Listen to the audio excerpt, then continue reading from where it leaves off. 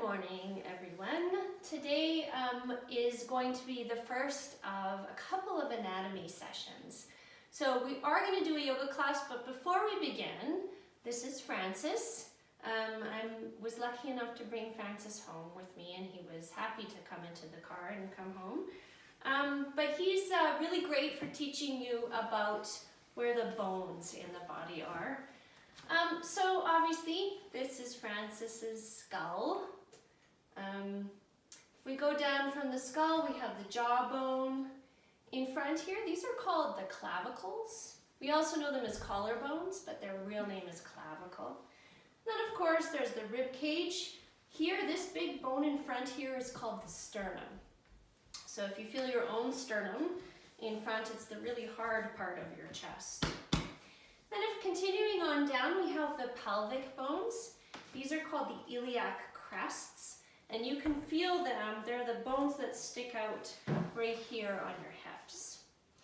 Down here, we have what's called, this is the top of the femur bone, but these are referred to as the greater trochanter. So if you put your hand on the side, come up from your femur bone and put your hand below your hips, but at the top of the femur bone, the part that sticks out the most, this part here, this is called your greater trochanter. Cool.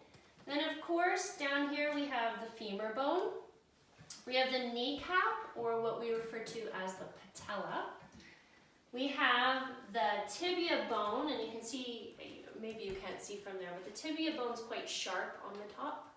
And then behind that, we have the fibula. And then of course, down here, the bones of the foot, the toes are called the phalanges. So moving up to the arm, this bone here is called the humerus bone, the top bone of the arm. Then we have the elbow, which is a joint. And then we have the radius, and that's the bone that comes right down up from your thumb towards your elbow. And the ulna, which goes on the pinky side toward the elbow.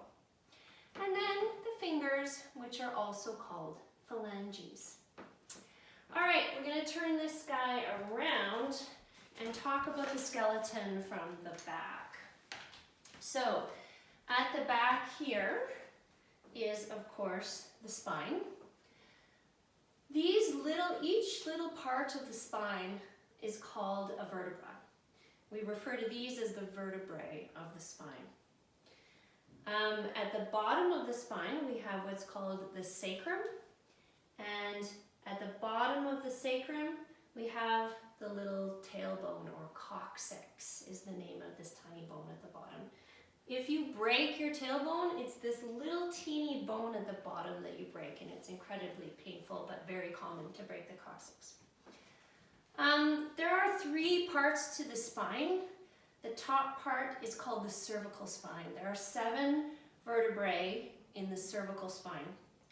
The next section of the spine is called the thoracic spine, and the bottom of the spine is called the lumbar spine. So the 3 areas are cervical spine, thoracic spine, and lumbar spine.